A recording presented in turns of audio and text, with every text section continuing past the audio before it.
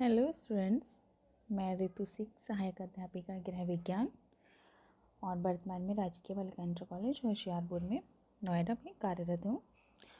आज जो है हम लोग पढ़ेंगे क्लास 10th होम साइंस, जिसमें हमारा चैप्टर है जल शुद्ध करने की विधियाँ। इसके बारे में हम जानेंगे, तो आइए देखते हैं। जल जो है वो बहुत ही महत्वपूर्ण विलायक है, क्योंकि हमारे प्रतिदिन जीवन के रहन सहन में, भोजन और जलवायु सभी के लिए जल बहुत आवश्यक है। और इसके साथ ही बहुत सारी वस्तुएं और लवण जो हैं वो जल में बहुत आसानी से घुल जाते हैं। तो इसलिए पूरी तरह से शुद्ध अवस्था में जल प्राप्त होना बहुत ही मुश्किल होता है। लेकिन हमें स्वस्थ रहने के लिए शुद्ध जल की ही आवश्यकता होती है। तो देखते हैं शुद्ध जल क्या है। शुद्ध जल जो है वो एक सरल यौगिक है। जैसे कि हमने जो लास्ट वीडियो में बताया था कि ये जो दो तत्वों से मिलकर बना है, इसके जो दो मूल तत्व हैं वो हाइड्रोजन और ऑक्सीजन। हम सभी जानते हैं कि जल जो है वो मुख्य रूप से द्रव अवस्था में पाया जाता है और ये ठोस और गैसीय अवस्थाओं को भी धारण कर सकता है। शुद्ध जल की जो सबसे प्रमुख विशेषता है वो यही है कि इसमें अनावश्यक लवणों का अभाव रहता है। अब हम देखते हैं कि शुद्ध जल की क्या विशेषता है। शुद्ध जल का कोई रंग नहीं होता, यानी कि शुद्ध जल जो है वो रंगहीन होता है। शुद्ध जल मृदु तथा कोमल होता है, यानी कि जो कठोर जल होता है उसको हम विभिन्न विधियों के द्वारा शुद्ध करते हैं, जिससे क्या होता है, हमें मृदु जल प्राप्त होता है। तो शुद्ध जल जो है वो मृदु होता है। और कठोर जल में हम रासायनिक विधियां के द्वारा शुद्ध जल प्राप्त करते हैं, तो जो उसकी कठोरता है वो ख़त्म हो जाती है। तो जो शुद्ध जल हमें प्राप्त होता है उसमें किसी प्रकार की कठोरता नहीं होती और इस जल में एक विशेष प्रकार की चमक होती है और पारदर्शी भी होता है। और इसमें ना तो कोई स्वाद होता है और ना ही गंध, यानी कि ये गंधहीन और स्वादहीन होता है। अब आइए हम देखते हैं अशुद्ध जल। अभी तो हमने शुद्ध जल के बाद, अब अशुद्ध जल किसे कहते हैं। शुद्ध जल में जो आवश्यक गुण होते हैं वो इसमें नहीं पाए जाते हैं, अर्थात शुद्ध गुणों वाला जो जल होता है वो इसका इसमें अभाव रहता है। इसके सेवन से क्या होता है कि व्यक्ति बहुत सारे रोगों का शिकार हो जाता है। इसे अगर हम ग्रहण करते हैं तो कई सारे रोग होने की संभावना रहती है, जैसे हैजा है, पेचिस है। तो ये सारे जो रोग हैं वो अशुद्ध जल से होते हैं। तो आइए अब हम देखते हैं शुद्ध और अशुद्ध जल में अंतर। शुद्ध जल है वो स्वास्थ्यवर्धक होता है, क्योंकि इससे किसी प्रकार के रोग की संभावना नहीं रहती है। और अशुद्ध जल अगर हम ग्रहण करेंगे तो ये स्वास्थ्यवर्धक ना होकर हानिकारक होगा, यानी कि कई सारे रोगों की संभावना रहेगी। हमारा जो शरीर है वो स्वस्थ नहीं रहेगा। शुद्ध जल का सेवन करेंगे तो हमारा जो शरीर है वो स्वस्थ रहेगा। इसीलिए शुद्ध जल को स्वास्थ्यवर्धक कहा गया है और अशुद्ध जल को हानिकारक। और शुद्ध जल में गैसीय अशुद्धियों का अभाव होता है, यानी कि जो गैसीय अशुद्धियाँ होती हैं वो इसमें नहीं पाई जाती हैं और अशुद्ध जल में ये सारी अशुद्धियाँ पाई जाती हैं। शुद्ध जल जो होता है उसका ना तो कोई रंग होता है, ना स्वाद होता है, ना कोई गंध होती है, यानी कि शुद्ध जल जो है वो रंगहीन, गंधहीन और स्वादहीन होता है। लेकिन जो अशुद्ध जल है वो रंग में मटमैला होता है, स्वाद भी उसका एक थोड़ा सा भिन्न प्रकार का होता है। शुद्ध जल में एक विशेष प्रकार की चमक होती है जिसके कारण वो पारदर्शी होता है। और शुद्ध जल अगर हम ग्रहण करते तो हमें किसी प्रकार के रोग होने की संभावना नहीं रहती। लेकिन अगर हम अशुद्ध जल ग्रहण करते तो कई सारे रोगों की संभावना बनी रहती है, हैजा, पैचिस, मोतीझरा, ये सारे। और शुद्ध जल जो है उसकी उपस्थिति में, यानी कि साबुन जो है वो बहुत अधिक झाग देता है। लेकिन अशुद्ध जल के साथ ऐसा नहीं है। तो ये तो था हमारा शुद्ध और अशुद्ध जल में अंतर। जैसा कि आप देख रहे हैं, ये हार्ड वाटर है और ये सॉफ्ट वाटर। इसमें हाइड्रोजन और ऑक्सीजन और इसमें कई सारे लवण जो हैं वो मिक्स रहते हैं हार्ड वाटर में, इसीलिए इसको कठोर जल कहा गया, क्योंकि इसमें अनावश्यक लवण पाए जाते हैं। अब जो हमारा है वो है मृदु और कठोर जल। शुद्ध और अशुद्ध जल जो है वही हमारा मृदु और कठोर जल है। लेकिन हमने इसको क्या कहते हैं, जो इसमें लवण पाए जाते हैं उसके अकॉर्डिंग डिवाइड किया है, शुद्ध और अशुद्ध जल ही। तो अब हम मृदु और कठोर जल के बारे में जानेंगे, क्योंकि इसमें इतने सारे लवणों के कारण ही हमने इसकी जो लवण की उपस्थिति और अनुपस्थिति है उसके आधार पर हमने इसको डिवाइड किया है। तो उसके आधार पर हम इसको जानेंगे। तो हमारा आता है मृदु जल, यानी कि शुद्ध और जो उपयोगी जल है उसको हम मृदु जल कहते हैं। ये जो है बहुत हल्का होता है, तो इसलिए हम इसको सॉफ्ट वाटर भी कहते हैं। क्या होता है, इसमें जो अनावश्यक लवण होते हैं वो नहीं पाए जाते हैं और इसे हम पीने के रूप में लाते हैं, यानी कि ये पिया जाता है। और इसकी मुख्य पहचान यही है कि इसमें साबुन सरलता से झाग उत्पन्न करता है। अब हमारा आता है कठोर जल, यानी कि मृदु जल में जो गुण पाए जाते हैं वो इसमें नहीं पाए जाते, यानी कि मृदु जल के गुणों से ये रहित होता है, अभाव रहता है। मृदु जल वाले गुणों का इस जल में अभाव रहता है, लेकिन इसमें बहुत सारे लवणों की ऐसी मात्रा रहती है, बहुत सारे लवण ऐसे उपस्थित रहते हैं जो इसको कठोर बना देते हैं, जैसे कि कैल्शियम, मैग्नीशियम के बाइकार्बोनेट, क्लोराइड, सल्फेट, नाइट्रेट। ये सारे लवण इसमें घुले होने के कारण ही ये कठोर जल कहलाता है। ये जो है वो साबुन में आसानी से झाग नहीं देता।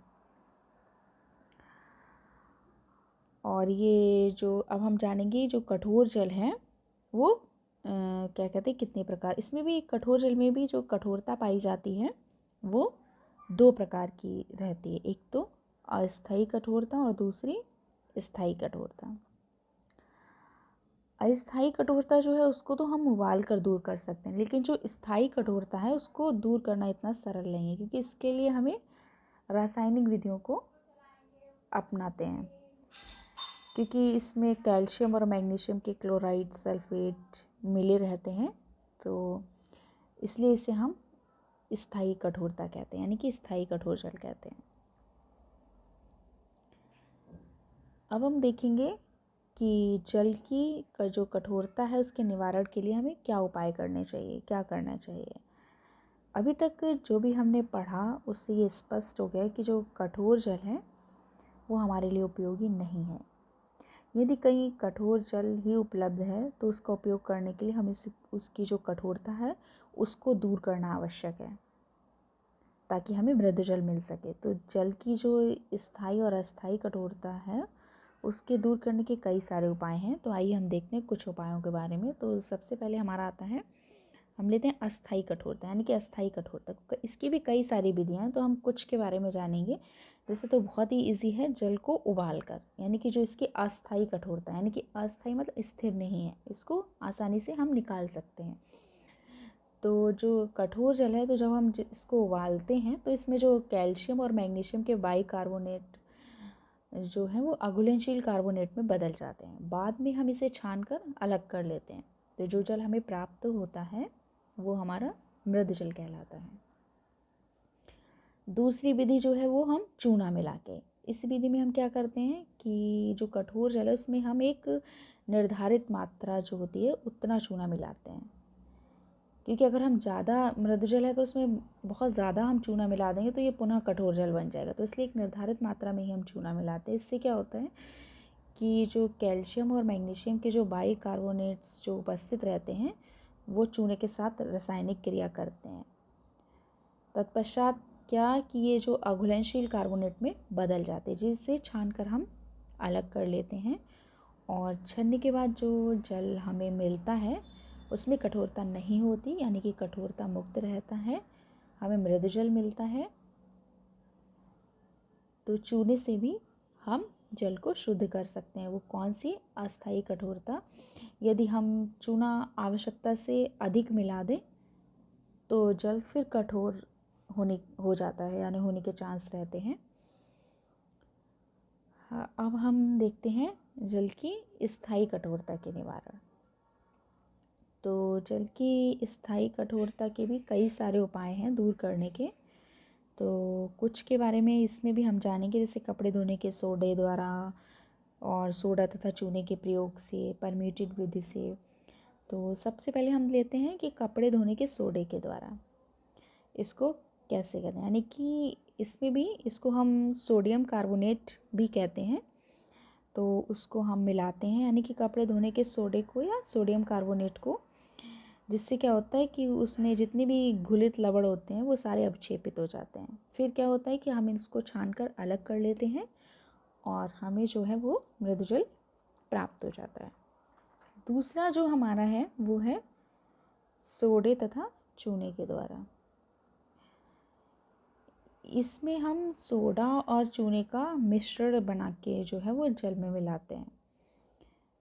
तो जब हम ये मिश्रण जल में मिलाते हैं तो जितने भी घुलित लवण होते हैं वो अवक्षेपित हो जाते हैं। बाद में इसको छानकर अलग कर लेते हैं और जल जो है वो हमारा कठोरता मुक्त हो जाता है। तीसरा जो है हमारा वो है परम्यूटेड विधि। परम्यूटेड अथवा जियोलाइट, जिसको हम सोडियम एल्यूमिनियम सिलिकेट लवण जो है वो इसका व्यापारिक नाम है। तो इस विधि में हम एक बड़े आयताकार परम्यूटेड स्टील कंटेनर में एक पाइप द्वारा जो है कठोर जल डालते हैं, प्रवाहित करते हैं, जिसमें क्या रहता है, बजरी, मोटी रेत और जियोलाइट की परत और महीन बालू। तो जब इन सभी से पास होकर, यानी कि इन सभी क्षेत्रों से होकर जल जब दूसरे पाइप द्वारा बाहर निकलता है तो वो इसके संपर्क में आने से क्या हो जाता है, मृदु हो जाता है। तो ये रहा हमारा जल की कठोरता निवारण के उपाय। अब हम आते हैं कि मृदु तथा कठोर जल में अंतर। अभी तो हमने क्या कहते हैं, मृदु और कठोर जल पढ़ा था। अब हम इसकी देखते हैं इसमें क्या क्या डिफरेंस है। जैसा कि शुद्ध और अशुद्ध जल है सेम वैसे ही, बस इसमें लवणों की उपस्थिति और अनुपस्थिति के आधार पर इसको विभक्त किया गया है। तो जो मृदु जल है उसमें साबुन जो है बहुत आसानी से झाग देता है, लेकिन उसमें जो साबुन है कठोर जल में वो इतनी सरलता से या इतनी आसानी से झाग नहीं देता। और मृदु जल में बहुत जो अनावश्यक लवण हैं वो नहीं पाए जाते हैं, जैसे कि कैल्शियम, मैग्नीशियम के बाइकार्बोनेट्स, सल्फेट, क्लोराइड, ये सारे जो लवण हैं इनका अभाव रहता है। लेकिन ये सारे लवण जो हैं वो कठोर जल में पाए जाते हैं और इन्हीं की उपस्थिति जो है वो जल को कठोर बना देती है। जब हम इनकी उपस्थिति को हटा देते हैं तो हमें कौन सा जल प्राप्त हो जाता है, मृदु जल। और तीसरा हमारा जो है कि मृदु जल से कपड़े धोने में कम साबुन खर्च होता है। नॉर्मल सी बात है कि अगर हम साबुन हमें सरलता से झाग उत्पन्न कर रहा है तो कम खर्च होगा, और बहुत कठिनाई से या सरलता से झाग तो उसमें ज़्यादा खर्च होगा। मृदु जल से क्या होता है, जो बॉयलर होते हैं तो उनमें जो है विभिन्न लवणों की जो परत है वो नहीं जमती है, यानी कि जो बॉयलर है हमारे वो जल्दी से ख़राब नहीं होते। लेकिन कठोर जल में इसका जस्ट अपोजिट है कि जो परत भी जम जाती है विभिन्न लवणों की, और जो बॉयलर हैं वो जल्दी ख़राब हो जाते हैं।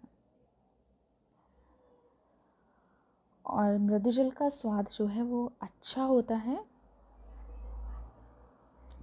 जबकि कठोर जल का स्वाद अच्छा नहीं होता है। और इसीलिए इन सारी चीज़ों के देखते हुए ही जो मृदु जल है उसको हम खाना या भोजन पकाने में प्रयोग करते हैं, लेकिन जो कठोर जल है उसको हम नहीं प्रयोग करते हैं। अब हम आते हैं कि जल की अशुद्धियाँ, जल में कौन सी अशुद्धियाँ पाई जाती हैं। तो जल में जैसे कि आप देख रहे हैं कि दो प्रकार की अशुद्धियाँ पाई जाती हैं, घुलित अशुद्धियाँ और तैरने वाली अशुद्धियाँ, या इनको अघुलित अशुद्धियाँ भी कहते हैं। घुलित अशुद्धियों में भी दो प्रकार की रहती हैं, ठोस और गैस। तो ठोस रूप में जो है वो कार्बनिक पदार्थ और अकार्बनिक पदार्थ, और गैस जो है वो हमारी मुख्य रूप से कार्बन डाइऑक्साइड या सल्फ्यूरिक हाइड्रोजन, ये सारी चीज़ें आती हैं। और जो तैरने वाली अशुद्धियाँ, उसमें भी हमें दो प्रकार से अशुद्धियाँ रहती हैं, एक कार्बनिक और एक अकार्बनिक। कार्बनिक जो है वो वनस्पति और पशुओं के जो विभिन्न रोगाणु हैं, और अकार्बनिक में मिट्टी, धूल, कीचड़, लोहे के गुण, ये सारी चीज़ें। अब हम इसको डिटेल में जानेंगे।